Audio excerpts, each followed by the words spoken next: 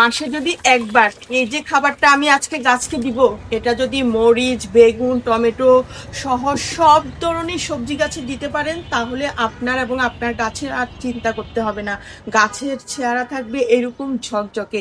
এখানে আমি যে যে জিনিসগুলো দিয়েছি সেটা হচ্ছে, প্রথমে কলার খোসার পানি। কলার খোসার পানিটাকে ভালো করে সেঁকে নেওয়ার পরে হিউমিক অ্যাসিড 1 চা চামচের কম, অর্ধেক, হাফ চা চামচ 1 লিটার পানির জন্য একদম পরিমাণ মতো আপনার যতগুলো গাছ যত লিটার পানি সেভাবে নিয়ে নেবেন। হিউমিক অ্যাসিডটাকে মনে রাখবেন ভালো করে গুলিয়ে নিতে হবে।